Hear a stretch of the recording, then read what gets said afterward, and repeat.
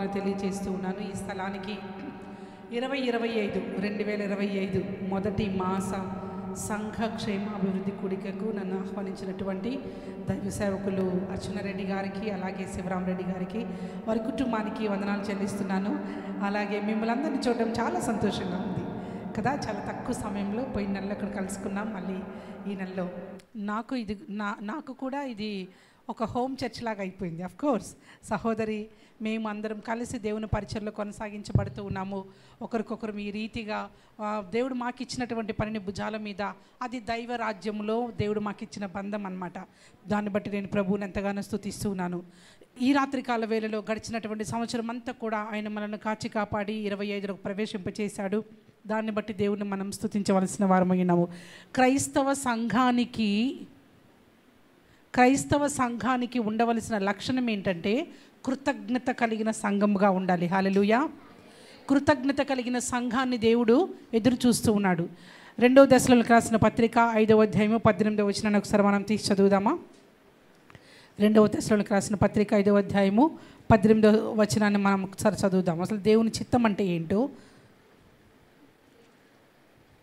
1వ దశలోకి రాసిన పత్రికమ్మ 1:5-16 నుంచి చదవండి. ప్రతి విషయమునందు చాలమ్మా. ప్రతి విషయమునందు ఏం చెల్లించాలంట? అందరూ చెప్పండి.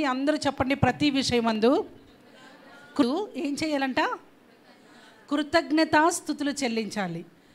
దైవ లక్షణము, సంఘానికి ఉండవలసిన లక్షణం ఏంటంటే దేవుని యొక్క మంచి గుణగణాలలో ఒకటి, దేవుడు యేసుక్రీస్తు కూడా రొట్టె విరిచేటప్పుడు దాన్ని తీసి ఏం చేశాడు? కృతజ్ఞతాస్తుతులు చెల్లించినట్లు బైబిల్లో చూస్తూ ఉన్నాము. సంఘానికి ఉండవలసిన ఒక మంచి దైవ లక్షణం ఏంటంటే ప్రతి విషయమందు కూడా కృతజ్ఞతాస్తుతులు చెల్లించేవారై ఉండాలి. తద్వారా ఏమవుతుంది? కృతజ్ఞతాస్తుతులు చెల్లించే సంఘము ఏం సంఘం అంటే ఆ తర్వాత లైన్ చదవండమ్మా.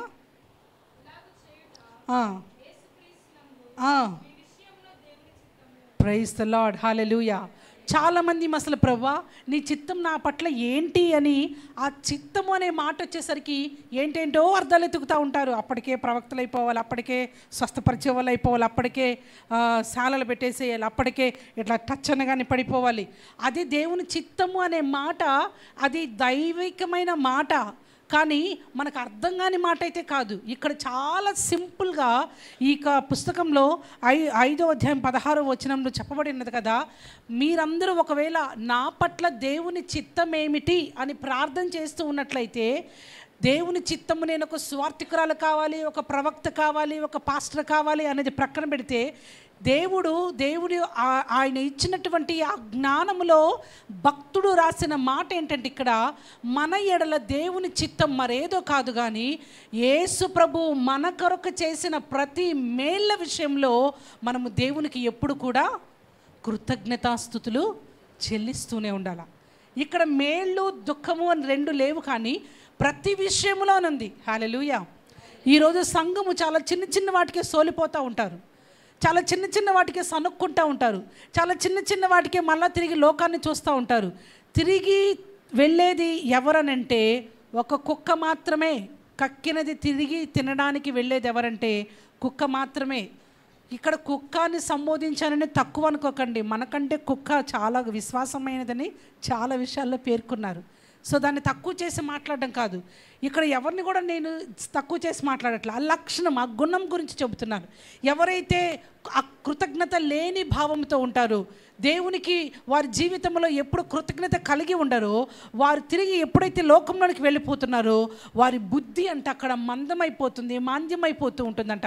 అది దేవుని చిత్తమును నెరవేర్చే వారి యొక్క లక్షణము కానే కాదు. ఇక్కడ వాక్యము చాలా మనకు క్షుణ్ణంగా సెలవిచ్చుచున్నది. మీ జీవితంలో దేవుని చిత్తానుసారమైన జీవితాన్ని జీవించాల్సిన అవసరం ఎంతో ఉన్నది. ఆ మాట మీరు చాలాసార్లు ఇదివరకే సేవకులు మీతో మాట్లాడినప్పుడు వినే ఉంటారు. దేవుని చిత్తము అనే మాటను ఒకవేళ మీ జీవితంలో, నా జీవితంలో దేవుని చిత్తం ఏంటంటే అది దేవుని యందు మీరు ప్రతి క్షణము కూడా నువ్వు నాకు ఇచ్చిన ఈ జీవితాన్ని బట్టి, నాకు ఇచ్చిన ఈ ఆశీర్వాదాలను బట్టి, నాకు ఇచ్చిన ఈ ప్రాణమును బట్టి, నా బిడ్డలను బట్టి, నా కుటుంబాన్ని బట్టి, నా సంఘాన్ని బట్టి, నాకు కలిగిన సమస్తాన్ని బట్టి, నాకు ఈరోజు ఒకవేళ నేను కన్నీరు కార్చని కన్నీటిలో నాకు నువ్వు ఇచ్చే ధైర్యాన్ని బట్టి నీకు నేను కృతజ్ఞతాస్తుతులు చెల్లిస్తున్నానయ్యా. ఎందుకంటే మనిషి కన్నీళ్లను కొనుక్కున్నాడు, పాపపు బీజంతో ఈ లోకంలో మరణాన్ని కొనుక్కున్నాడు. కానీ మరణము మనల్ని ఏలకుండా యేసుక్రీస్తు కల్వరి శిలువలో మరణించిన వాడై మనలను మరణము నుంచి, పాపము నుంచి, శాపము నుంచి, ఆ కట్ల నుంచి మనల్ని విడిపించి జీవంలోనికి తీసుకొని వచ్చాడు. దాన్ని గుర్తెరిగిన వారమై ఆయన కన్నీరులో మనమున్నా కానీ మనకు ధైర్యం ఇచ్చేవాడై ఉన్నాడు. మరణంలో మనమున్నా కానీ జీవంలోనికి తీసుకుని వచ్చేవాడై ఉన్నాడు. మన కాళ్ళు జారి పడిపోకుండా ప్రతి క్షణము కూడా కాపాడి నిలబెట్టి నడిపించే దేవుడై ఉన్నాడు. కాబట్టి క్రైస్తవ జీవితానికి ఉండవలసినటువంటి మొట్టమొదటి ప్రాధాన్యమైన లక్షణం ఏంటంటే ప్రభువుకి ఎల్లప్పుడూ కూడా కృతజ్ఞతాస్తుతులు చెల్లించేటటువంటి ఆ గుణం మనకు ఉండాలి. యేసుక్రీస్తు దేవుడు మన కొరకే మరణించి తిరిగి లేచి ఆయన సంఘమునకు తన ప్రాణం ఇచ్చి ఆయన పరలోకమునకు తిరిగి వెళ్ళి తిరిగి రానయ్యున్నాడు. ఈ లోపు సంఘము ఏ రీతిగా నడుచుకోవాలి? సంఘము కృతజ్ఞత కలిగిన సంఘముగా. మరి కృతజ్ఞత కలిగిన సంఘము ఎలా ఉంటుంది? ఇప్పుడు ఒకరి పట్ల మీకు కృతజ్ఞత ఉంటే మీరేం చేస్తారమ్మా చెప్పండి. ఇప్పుడు సపోజ్ మీకు ఎవరో హెల్ప్ చేస్తే మీరేం చేస్తారు? ఎలా కృతజ్ఞత? ఏదన్నా ఇస్తారా మీరు? ఓకే, మీరేం చేస్తారు? ఒకళ్ళు మీరు కృతజ్ఞతగా ఉన్నారంటే మీరేం చేస్తారు? హెల్ప్ చేస్తారు. ఓకే, మీరమ్మా చెప్పండి, పర్వాలేదు. ప్రేమిస్తారు. నువ్వేం చేస్తావు? హెల్పే చేస్తారు మీరు. ఓకే, మీరేం చేస్తారు? అందరూ తిరిగి హెల్ప్ చేస్తారా? హెల్ప్లో మాత్రమే ఉంటుందా? ఒకసారి ఆలోచించండి. మనకి హెల్ప్ కావాలన్నప్పుడు వాళ్ళు చేశారు, తిరిగి మనం హెల్ప్ చెయ్యాలా? ఒకవేళ హెల్ప్ ఒక్కటేనా ఇక్కడ కృతజ్ఞత కలిగి ఉండడం అంటే? వారి హృదయాన్ని గాయపరచకుండా ఉండాలి. వారు మనకు చేసిన మేలు ఎప్పటికీ కూడా మర్చిపోకూడదు. మనం హెల్ప్ ఉంటే చేస్తాం, లేకపోతే ఏం చేస్తాం? మనం హెల్ప్ చేస్తామో లేదో అది ప్రక్కన తర్వాత సంగతి. కనీసం ఆ మనిషి మనకు చేసిన ఆ మంచిని మర్చిపోకూడదు. మనము కృతజ్ఞత కలిగిన వాళ్ళు మర్చిపోతే ఏమవుతుందంటే మళ్ళీ తిరిగి వాళ్ళు దీవెనలు పొందుకోరు కదా, తిట్టించుకుంటారు. ఇంకా బుద్ధి లేని వాళ్ళు అనిపించుకుంటారు, హృదయం లేని వాళ్ళు అనిపించుకుంటారు, మర్చిపోయారని అనిపించుకుంటారు, నమ్మక ద్రోహాలు అనిపించుకుంటారు. ఇక్కడ కృతజ్ఞత కలిగిన సంఘము చేయవలసిన కొన్ని ముఖ్యమైన పనులు ఏంటంటే, ఎప్పుడు కూడా మీరు దేవుడు మీకు చేసిన మేళ్లను మరచిపోకుండా మీరేం చేయాలనంటే, అపోస్తుల కార్యం 1వ అధ్యాయం 8వ వచనంలో చెప్పబడిన రీతిగా ప్రభు కొరకు సాక్షులుగా నిలబడాలంట. హల్లెలూయా. కృతజ్ఞత కలిగిన వాళ్ళు, సపోజ్ ఇప్పుడు తల్లి దగ్గర నేను ఏదన్నా తీసుకున్నాను, నేను మీకు తిరిగి ఇస్తానో ఇవ్వలేనో అది నా చేతిలో ఉంటే దాన్ని బట్టి, కానీ హృదయానికి సంబంధించి ఏంటి? మిమ్మల్ని నేను గాయపరచకూడదు, మీకు నేను నమ్మక ద్రోహం చేయకూడదు, మీ మీద ఎవరన్నా ఏదన్నా మాట అన్నా కానీ నేను పడనివ్వకుండా మిమ్మల్ని నేను అక్కడ ఏం చేయాలా? కవర్ చెయ్యాలా. అంతేనా అండి? నేను వేరేలాగేమైనా చెప్పానా? ఇవన్నీ కూడా అలాగే మీరు నాకు ఎప్పుడన్నా ఏదన్నా కావలసినప్పుడు, మీకు నేను ఏదన్నా ఎప్పుడన్నా కావలసినప్పుడు నేను చెయ్యగలిగి ఉండి కూడా చేయకుండా వెనక్కి తిరిగి వెళ్ళిపోకూడదు. సో నా జీవితకాలము నేను మీకు కృతజ్ఞత కలిగిన దానిలా ఉండాలి. యేసుక్రీస్తు మన ఎడల చేసినటువంటి ఆ కార్యములు ప్రతి క్షణము ప్రతి నిత్యము కూడా మనం ఈ రోజు వరకు నిలబడి ఉన్నామనంటే ప్రభు మనకిచ్చినటువంటి కృప మాత్రమే. ఆయన కృప కొరకు, ఆయన మనకిచ్చిన స్థితి కొరకు, ఆయన మన మీద చూపిన ప్రేమ కొరకు, ఆయన మనకిచ్చిన ప్రాణదానము కొరకు, మన కుటుంబము కొరకు ఎన్ని పరిస్థితులు మారిన అననుకూలంగా ఉన్నప్పటికీ కూడా మనం తిరిగి నిలబడగలిగి ముందుకు వెళ్తున్నామనంటే ప్రభువుని ఏ రోజు కూడా మనం మర్చిపోకూడదు. మరచిపోని మనము ఏం చేస్తామనంటే, మర్చిపోకుండా ఉండాలనంటే వారు దేవుని యొక్క సన్నిధానాన్ని అంటి పెట్టుకుని ఉంటారంట. హల్లెలూయా. దేవుని సన్నిధానాన్ని అంటి పెట్టుకుని ఉండేవారు ఉన్నారు. దావీదు అంటున్నాడు కదా 28వ దావీదు కీర్తనలో, చిరకాలము నేను యెహోవా మందిరములో నివాసము చేసేదును, ఎందుకంటే గాఢాంధకారపు లోయలో నేను సంచరించిన ఏ అపాయమును నాకు రాకుండా నువ్వు చూసుకుంటూ ఉన్నావు.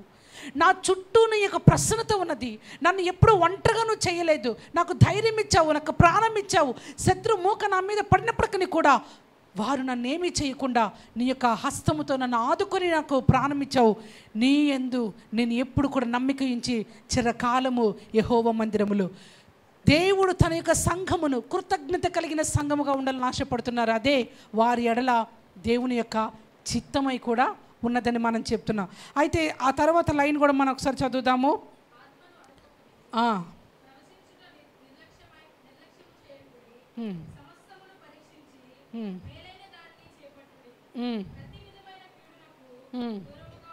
చాలమ్మా.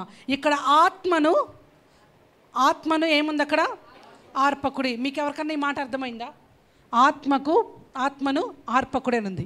ఇప్పుడు యేసుక్రీస్తు మానవాళిగా ఈ భూలోకానికి వచ్చి తిరిగి ఆయన పైకి వెళ్ళిన తర్వాత తన ఆత్మను ఆదరణకర్తగా మన సంఘానికి ఇచ్చినాడు. ఆయన దేనికి ఇచ్చాడు?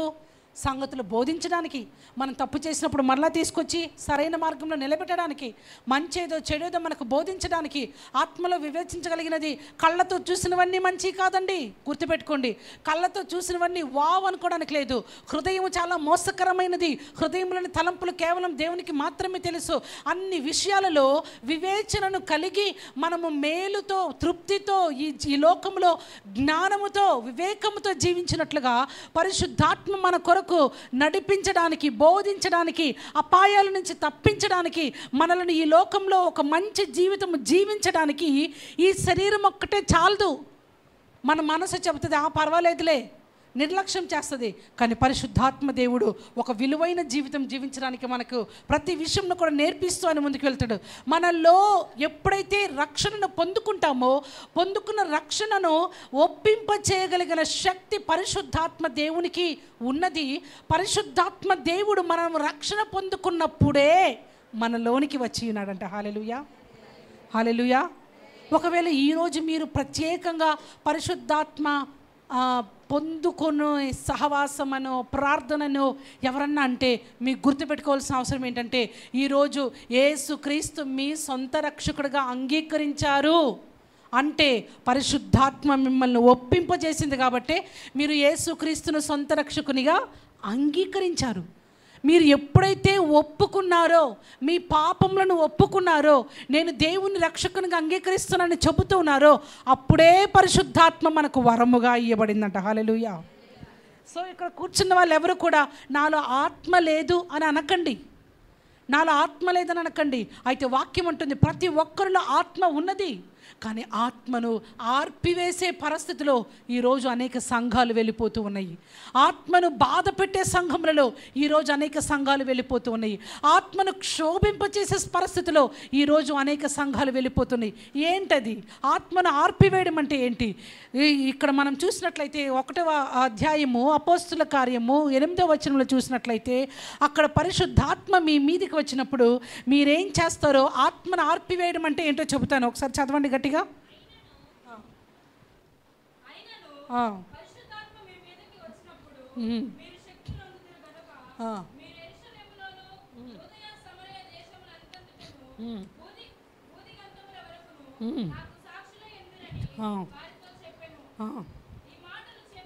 చాలు. సో ఇప్పుడు చెప్పండి, అక్కడ ఏం రాయబడిందండి? చెప్పాలి. అక్కడ ఏం రాయబడింది? మొదటగా ఏముందమ్మా? యెరూషలేములో మొదటగా అక్కడ ఏముందమ్మా? చెప్పండి. ఆ తర్వాత యెరూషలేము అంటే అర్థం ఏంటంటే, యెరూషలేము అంటే మీ ఇంట్లో దేవునికి సాక్షులుగా మీరు జీవిస్తారని అర్థం. హల్లెలూయా. ఆత్మను ఆర్పకుడని ఉంది కదా 1వ దశలోకి రాసిన పత్రిక 5వ అధ్యాయం 18వ వచనంలో. అక్కడ అది ప్రభు చిత్తం ఏమైనది? కృతజ్ఞత కలిగి ఉండడం. కృతజ్ఞత కలిగిన వాళ్ళు ఏం చేస్తారు? పరిశుద్ధాత్మ ఏ రీతిగా తమను నడిపిస్తాడో ఆ రీతిగా సంఘానికి అంటు కట్టబడి వాళ్ళు జీవిస్తారు. మరి వారి యొక్క జీవన విధానం ఎలాగుంటుందో ఇక్కడ చూసినట్లయితే, పరిశుద్ధాత్మను పొందుకున్న వాళ్ళు ఏం పొందుకుంటున్నారంట? శక్తిని పొందుకుంటున్నారంట. శక్తిని పొందుకున్న వాళ్ళు చేసే యొక్క వారి జీవితంలో వాళ్ళు కలిగి ఉన్న లక్షణాన్ని ఇక్కడ చూస్తున్నాము. యెరూషలేములో వాళ్ళు సాక్షులుగా జీవిస్తారంట. అంటే యెరూషలేములో సాక్షులుగా జీవించడం అంటే మీ కుటుంబాలలో సాక్షులుగా మీరు జీవిస్తారు. నా ఇంట్లో నేను సాక్ష్యంగా జీవించడం ఏంటి? ఆలోచన వచ్చిందా? ప్రశ్న వచ్చిందా మీకు? మీ ఇంట్లో ఎలా మీరు సాక్షులుగా జీవిస్తారు? ఒకరినొకరు గౌరవించుకోవడం వల్ల, ఒకరినొకరు ప్రేమించుకోవడం వల్ల, ఒకరినొకరు బలపరుచుకోవడం వల్ల ఈరోజు అనేక కుటుంబాలలో అపవాది అయిన వాడు భయంకరంగా, క్రైస్తవుల కుటుంబాల్లో కూడా, దేవుని నమ్మిన వారి కుటుంబాల్లో కూడా అనేకమైన రీతులలో అపవాది అయిన వాడు భయంకరమైనటువంటి శాపాలకు గురి చేస్తూ, ఆ కన్నీటికి గురి చేస్తూ, అవమానాలకు గురి చేస్తూ, వారి కుటుంబాలలో నెమ్మది లేకుండా, సమాధానం లేకుండా ప్రార్థన చేయించుకోవడానికి చాలామంది మీటింగ్ అయిపోయిన తర్వాత వస్తూ ఉంటారండి. వాళ్ళు చెప్పే ఆ బాధలు వింటూ ఉంటే అసలు బయట వాళ్ళు కాదు శత్రువులు, ఈరోజు శత్రువులు ఇళ్లల్లో ఇంట్లో వాళ్ళే. అవునా కాదా? ఈరోజు శత్రువులు బయట వాళ్ళు కాదు, బయట వాళ్ళ వల్ల ఈ కుటుంబాల్లో ఏడవట్లేదు, అన్నదమ్ముల మధ్యలో పడట్లేదు, అక్క చెల్లెల మధ్యలో పడట్లేదు, భార్య భర్తల మధ్యలో పడట్లేదు, తల్లిదండ్రుల బిడ్డల మధ్యలో పడట్లేదు, చిన్నవారి నుంచి పెద్దవారికి, పెద్దవారి నుండి చిన్నవారికి అనేక విషయాల్లో ఆస్తి తగాదాలు ఎన్నో విన్నానండి. గతించిన మాసంలో కూడా నేను ఒక సహోదరితో మాట్లాడుతుంటే వారి కుటుంబాలన్నీ కూడా ఓడలు బళ్ళు అవుతాయంటారు కదా, అంత గొప్ప గొప్ప కుటుంబాలు అవి. కానీ ఎంతో గొప్పగా 90 గ్రామాలకు 100 గ్రామాలకు ఎంతో గొప్పగా వారు సహాయం చేసి ఎంతో ఘనంగా బతికిన కుటుంబాలు ఈ రోజున చిరునామా జాడ లేకుండా అయిపోయింది వాళ్ళ కుటుంబాలు.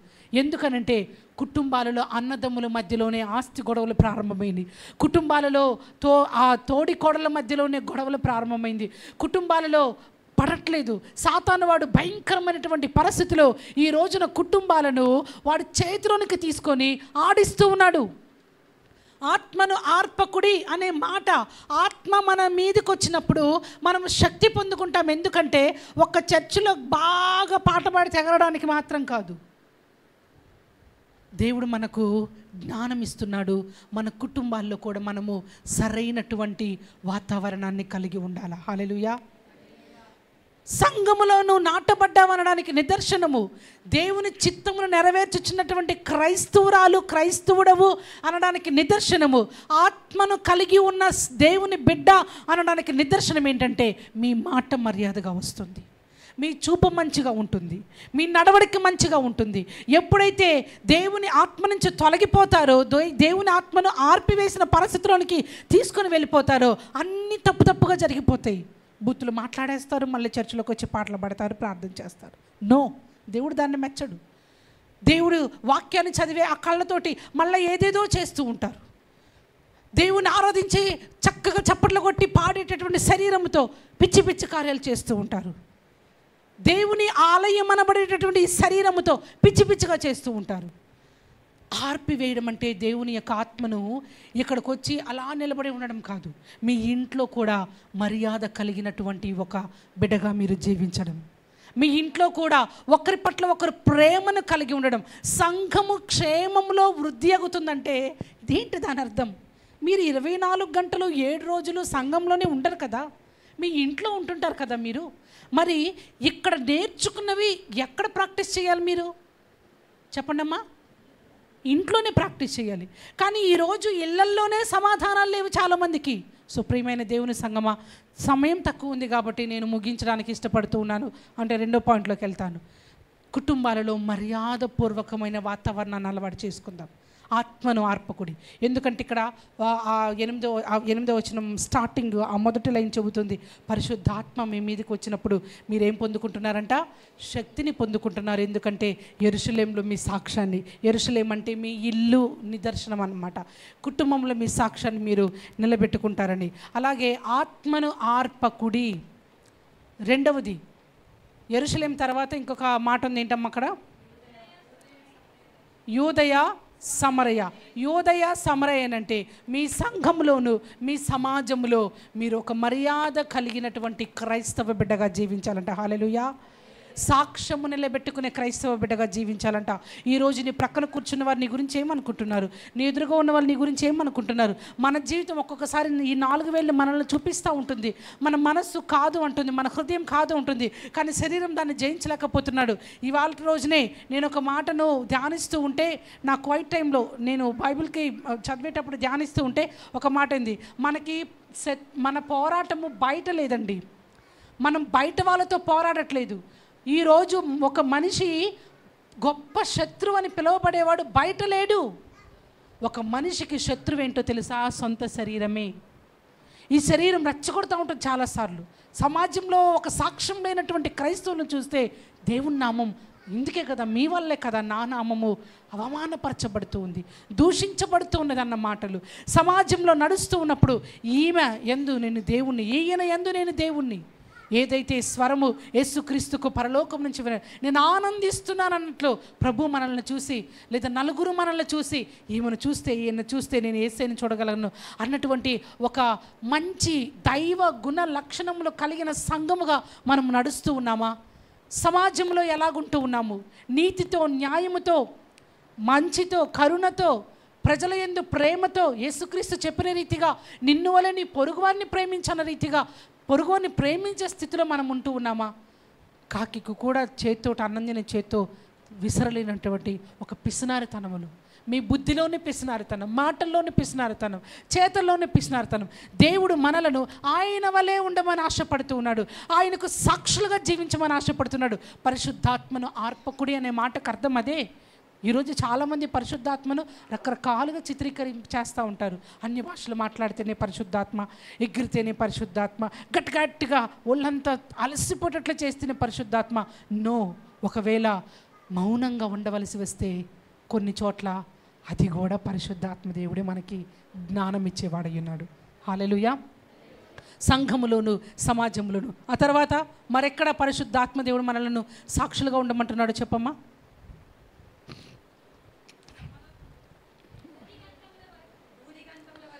భూదిగంతముల వరకును నాకు సాక్షులయ్యుందరని వారితో చెప్పాను. పరిశుద్ధాత్మ శక్తి మీ మీదకి వచ్చినప్పుడు ఇక్కడ మీరు కొండలను పెకలించగలిగే బలం మీకు వస్తుందనో, గొలియాతును చంపేటటువంటి గొప్ప బలం మీకు వస్తుందని ఇక్కడ రాయబడలేదు. కానీ పరిశుద్ధాత్మ మీ మీదికి వచ్చినప్పుడు మీరు శక్తిని పొందుకుంటున్నారు. మీ ఇంటిలో ఒక మంచి సాక్ష్యాన్ని మీరు కలిగి ఉంటారు, మీ సంఘములో ఒక మంచి సాక్ష్యాన్ని మీరు కలిగి ఉంటారు, మీ సమాజంలో ఒక మంచి సాక్ష్యాన్ని మీరు కలిగి ఉంటారు, బయట ఎక్కడికి వెళ్ళినా కానీ ఒక మంచి సాక్ష్యాన్ని కలిగి ఉంటారు. ఈ రోజున ఆ పరిశుద్ధాత్మ దేవుని యొక్క మహిమ ప్రత్యక్షతలోనికి మీరందరూ కూడా ప్రవేశించుదురుగాక. ఆయన రక్షణను పొందుకున్న వారిగా ఆయన జ్ఞానమును కూడా మీరు పొందుకుందురుగాక. హల్లెలూయా. చాలా ఉంది. అయితే పరిశుద్ధాత్మ మన జీవితంలోనికి వచ్చినప్పుడు ఆర్పివేయబడని పరిస్థితులు, ఎలా ఆర్పివేయకూడదో ఇప్పటి వరకు మనం చూసుకున్నాం. కొన్ని విషయాలు చాలా ఉన్నాయి, కొన్ని విషయాలు చూసుకున్నాం. అయితే పరిశుద్ధాత్మ మన జీవితంలో ఉన్నప్పుడు పరిశుద్ధాత్మ మనకిచ్చేటటువంటి గొప్ప ఒక శక్తి ఏంటనంటే, ఇంకా సాక్షులుగా ఉండడం మాత్రమే కాదు, కానీ పరిశుద్ధాత్మ దేవుడు మనకు అర్థం కాని విషయములను, ఈ శరీరము మనలను పోరాడేటప్పుడు శరీరాన్ని అధిగమించగలిగిన జ్ఞానాన్ని మనకు పరిశుద్ధాత్మ ఇస్తూ ఉన్నాడంట. హల్లెలూయా. 1వ అధ్యాయము ఎఫెసీయులకు రాసిన పత్రిక 18వ వచనాన్ని ఒకసారి తీసి చూస్తారా?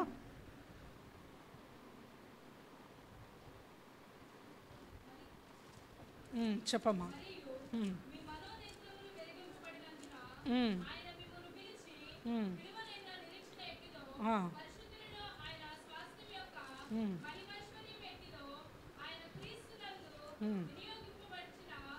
చాలమ్మా, మొదటి మాటే చూసుకుందాం మనము.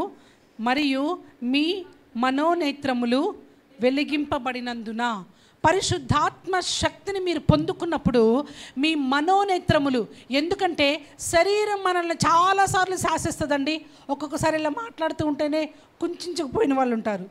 ఒక్కోసారి విశ్వాసులే కాదండి, పాస్టర్లు కూడా ఇట్లా అయిపోతుంటారు మాట్లాడుతుంటే. అబ్బాయి ఈవిడేంటి ఇలా మాట్లాడుతుంది అనుకుంటారు. అవును, నేను అనుభవించాను ఆ తాకిడిని. ఈ వాక్యం ఒక చోట చెబుతూ ఉన్నప్పుడు నేను మాట్లాడాను, సమాజంలో బాధ్యత కలిగిన క్రైస్తవులుగా మనం ఉండాలి. ఎందుకు? పోయినసారి క్రిస్మస్ చేసుకున్నాం మనం. ఆ రోజు చాలా చక్కగా అర్చనారెడ్డి గారు కూడా, శివరాం రెడ్డి గారు కానీ చక్కగా వారితో వెళ్ళి మాట్లాడి సహోదరులతోటి ఆ సమయం అయ్యేసరికి కట్ చేసేసారు. మనం ఎంతవరకు పెట్టుకోవాలి అంతవరకు. సమాజంలో బాధ్యత ఉంది మనకు, క్రైస్తవులంటే అదే. మరి నేను ఈ మాట చెబుతూ ఒక చోట సమాజంలో ఈ రోజున క్రైస్తవులు విచ్చలవిడిగా రకరకాలుగా గోడల మీద వాల్ పోస్టర్లు వేసేస్తున్నారు. పాపము ఈ మున్సిపాలిటీ వాళ్ళు క్లీన్ చేసుకోలేక, మళ్ళీ అంటిస్తుంటే మళ్ళీ క్లీన్ చేసుకోలేక ఈ వాక్యం ఒకసారి బోధించాను నేను. వెంటనే ఎవరికో తగిలింది అది పాస్టర్ గారికి. నాకు వెంటనే ఫోన్ చేశారు. కొన్ని రోజుల తర్వాత నాకు ఫోన్ చేసి మీరు ఇలాగ మాట్లాడకూడదు అన్నారు. నేను ఎందుకు మాట్లాడకూడదు? వాక్యం చెబుతుంది సమాజంలో బాధ్యత కలిగిన క్రైస్తవులుగా మనం ఉండాలని వాక్యం చెబుతుంది. ఈరోజు వాక్యం బోధించబడుతున్నప్పుడే, పరిశుద్ధాత్మ కార్యములు ఇవన్నీ చెప్పబడుతున్నప్పుడే కొంతమంది కుంచుకుపోతూ ఉంటారు, కొంతమందికి ఇష్టం ఉండదు అది.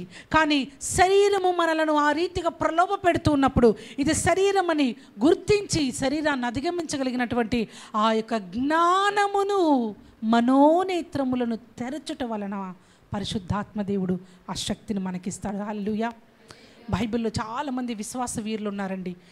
శద్రకు, మెషకు, అబేద్నెగోలు ఎంతో అగ్నికి ఆహుతి అవ్వవలసిన పరిస్థితిలో కూడా ధైర్యంగా వెళ్ళి నిలబడగలిగారంటే వారిలోని ఆత్మ దేవుడు వారి మనోనేత్రాలను తెరచినందువలన నేను అగ్నిలో కాలను వాక్యంలో సెలవిచ్చిన రీతిగా.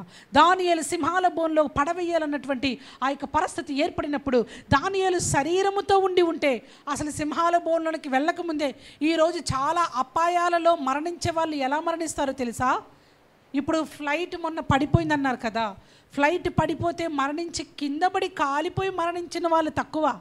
ఫ్లైట్ పడిపోతుందని తెలిసి పైనే హార్ట్ స్టక్ అయిపోతుంది, గుండె ఆగిపోద్ది అక్కడే. అలా మరణించే వాళ్ళు చాలామంది ఉంటారు. అది నిజంగానే కరోనా టైంలో కూడా నిజంగానే అలాగే తేలిందండి.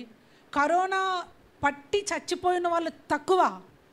కరోనా వచ్చేస్తే కరోనా వచ్చింది నాకేదో అయిపోతుందని ఒక మనోవేదనలోనికి వెళ్ళిపోయి ఆ డిప్రెషన్లో హార్ట్ స్టక్ అయిపోయి ఎక్కువగా తీవ్రతకు వాళ్ళు గురైపోయి చచ్చిపోయిన వాళ్ళు ఎక్కువ.